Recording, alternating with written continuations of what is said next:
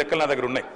PM కిసానే ప్రామాణికంగా తీసుకుంటే అధ్యక్ష దాదాపు 25% మంది రైతులకే వస్తుంది తెలంగాణలో. ఇప్పుడు వస్తున్న రైతుల్లో 25% మందికి వర్తిస్తుంది. ఒకవేళ పీఎం కిసాన్ మార్గదర్శకమే మీకు మార్గదర్శకం అయితే, మంత్రి గారి స్టేట్మెంట్లోనే పీఎం కిసాన్ గురించి చెప్పినారు కాబట్టి పీఎం కిసాన్ అనేది చెప్పాము. ఇవ్వమంటే ఇస్తాం, ఇవ్వమంటారా వద్దంటారా మీ ఇష్టం అంటున్నా. మేము అది కోత ఇస్తాము, కోతలు విధిస్తామని మేము అందుట్లో చెప్పామా? మరి మాకు అర్థం కాదు ఏంటంటే యథాతథంగా ఉన్నదున్నట్టు ఇచ్చినందుకు చర్చ ఎందుకు సార్? మరి యథాతథంగా రైతు బంధు ఉన్నదున్నట్టు ఇస్తే, యథాతథంగా ఉన్నదున్నట్టు ఇస్తాం, మేము కోతలు పెట్టాము అనుకుంటే చర్చ ఎందుకు? ఇంకా యథాతథంగా ఇవ్వచ్చు, ప్రజాభిప్రాయం ప్రకారంగా మీ అభిప్రాయం ప్రకారంగా విధి విధానాలు నిర్ణయించబడతాయి. మీరు యథావిధిగానే ఇవ్వమని చెప్తే చెప్పండి, మేము అభ్యంతరం చెప్పట్లేదు. అధ్యక్ష ఇంకొక 2 అనుమానాలు మంత్రి గారి స్టేట్మెంట్ నుంచి ముందు అవి చెప్తాను అధ్యక్ష, తర్వాత నా సబ్జెక్టులోకి వస్తా అధ్యక్ష. అధ్యక్ష వారు చెప్పారు పత్తి 8 నెలల పంట, కంది 8 నెలల పంట, మరి ఒక పంటకి ఇస్తారా 2 పంటలకు ఇస్తారా? మంత్రి గారు తమ సమాధానంలో ప్రభుత్వ విధానం ఏందో చెప్పాలి. ఆర్ఓఎఫ్ఆర్ అంటే అల్టిమేట్గా మరి చర్చ జరిగిన తర్వాత ప్రభుత్వం నిర్ణయం చెప్పాలి కదా, లేకపోతే ఎందుకు చర్చ? చర్చ జరిగిన తర్వాత ప్రభుత్వం నిర్ణయం చెప్పకపోతే ఎందుకు అధ్యక్ష చర్చ? మరి ఊరికే మనం టైంపాస్కి అయితే చర్చ చేయం కదా. దయచేసి మంత్రి గారు నేను కోరేది, అదేవిధంగా మంత్రి గారు స్వయంగా ఖమ్మం జిల్లా, ఇప్పుడు కొత్తగూడెం భద్రాద్రి జిల్లాలో వారి సొంత ఊరు ఉంటుంది అధ్యక్ష. అక్కడ పామాయిల్ పంటను విపరీతంగా మనం గత ప్రభుత్వం కూడా ప్రోత్సహించింది. మరి పామాయిల్ కానీ, మామిడి తోటలు కానీ, హార్టికల్చర్ కానీ, వారికి మీరు రేపు రైతు భరోసా ఇస్తారా? హార్టికల్చర్ రైతులకు ఇవ్వరా? పామాయిల్ వేసిన రైతుకి అసలు మీరు ఇంటర్ క్రాపింగ్ చేయకపోతే రైతు బంధు ఇవ్వరా? ఇంకా హైదరాబాద్ చుట్టుపక్కల ప్రాంతాల్లో అధ్యక్ష, రంగారెడ్డి జిల్లా కానీ, వికారాబాద్ జిల్లా కానీ, ఈ ప్రాంతంలో 3 పంటలు తీసే రైతులు కూడా ఉన్నారు అధ్యక్ష. ఇప్పుడు మరి మంత్రి గారు చెప్తున్నారు 2 పంటలకు సాగులు చేసిన వాళ్ళకి ఇస్తామంటున్నారు. మరి రేపు 3 పంటలు సాగు చేస్తే 3 పంటలకు ఇస్తారా? ఎందుకంటే రైతులు కూడా తెలివైన వాళ్ళు అధ్యక్ష.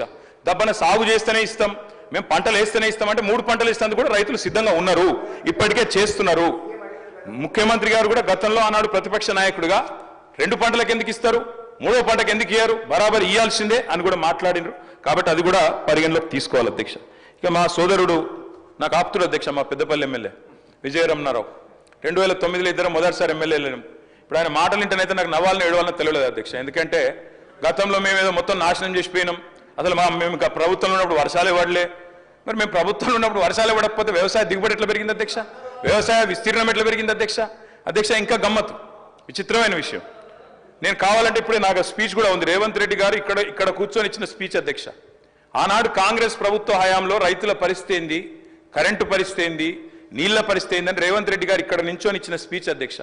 వారి తండ్రి గారు చనిపోతే నెత్తి మీద నీళ్లు చల్లుకుందామంటే కూడా కరెంటు లేదు, మా బోరు పనిచేస్తలేదని చెప్పి స్వయంగా ముఖ్యమంత్రి రేవంత్ రెడ్డి గారు ఇక్కడ నుంచి చెప్పిన మాట ఆనాటి కాంగ్రెస్ ప్రభుత్వ పాలనకు, ఆనాటి కాంగ్రెస్ ప్రభుత్వ పరిపాలనలో రైతుల దుస్థితికి నిదర్శనం అనే మాట నేను మీకు గుర్తు చేస్తా ఉన్నా అధ్యక్ష. నేను ఇక దాన్ని మళ్ళీ చదివితే మళ్ళీ కాంట్రవర్సీ చేస్తారు, ఇంకోటి అంటారు అధ్యక్ష. అధ్యక్ష వాస్తవం, తెలంగాణ రాష్ట్రం ఏర్పడ్డది 2014లో. 14కు ముందు నేను ఒక్కరిని నిందిస్తలేను అధ్యక్ష. ఆనాడు వెంకటరెడ్డి గారినో లేదా ఇంకోరినో నేను నిందించట్లేదు, కేవలం ఆనాటి పరిస్థితులు మాత్రం చెప్పే ప్రయత్నం చేస్తా ఉన్నాను అధ్యక్ష. ఉమ్మడి రాష్ట్రంలో ఎద్దు ఏడ్చింది, తప్పకుండా వ్యవసాయము ఏడ్చింది. ఎద్దు ఏడ్చిన వ్యవసాయం బాగుండదంటారు, నిజంగా కూడా ఆనాడు చాలా దారుణమైన పరిస్థితి ఉండేది అధ్యక్ష. సాగు సంక్షోభంలో మునిగింది, అన్నదాత వెన్ను విరిగిన మాట వాస్తవం. దానికి నా దగ్గర లెక్కలతో సహా, NCRB లెక్కలతో సహా ఉన్నాయి అధ్యక్ష. ఆ రోజు భారతదేశంలో జరిగే రైతు ఆత్మహత్యల్లో ఆనాడు తెలంగాణ ప్రాంతం, అదేవిధంగా మహారాష్ట్రలోని విదర్భ, ఈ 2 ప్రాంతాలే టాప్ అధ్యక్ష. తెలంగాణ ఏర్పడ్డ నాడు భారతదేశంలో రైతు ఆత్మహత్యల్లో 11.1% ఆత్మహత్యలు మన రాష్ట్రం నుంచి, ఈ ప్రాంతం నుంచి జరిగేది అధ్యక్ష. ఈ రోజు నేను గర్వంగా చెప్తా ఉన్నా అధ్యక్ష, గర్వంగా చెప్తా ఉన్నా, ఈ రోజు మేము మీకు ప్రభుత్వాన్ని అప్పజెప్పినాడు, మీరు మాకు అప్పజెప్పినాడేమో 11.1% రైతు ఆత్మహత్యల్లో తెలంగాణ వాటా. మేము మళ్ళీ తిరిగి మీకు అప్పజెప్పినాడు భారతదేశంలోనే అత్యల్పంగా 1.5%తో మీకు అప్పజెప్పినాం, రైతు ఆత్మహత్యలు తగ్గించినాం అనే మాట నేను గర్వంగా చెప్తా ఉన్నా అధ్యక్ష. దానికి కూడా ప్రామాణికం రేవంత్ రెడ్డి గారు అధ్యక్ష. ఇది ఆయన అడిగిన ప్రశ్న, ఆనాడు పార్లమెంట్ సభ్యుడిగా పార్లమెంట్లో రేవంత్ రెడ్డి అడిగిన ప్రశ్న చదువుమంటే చదువుతా అధ్యక్ష.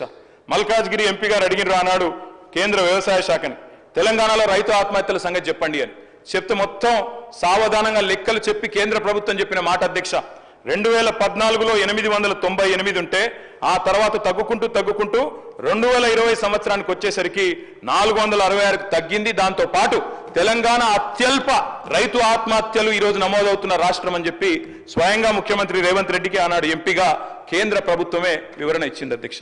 దాంతో పాటు అధ్యక్ష ఎట్లెట్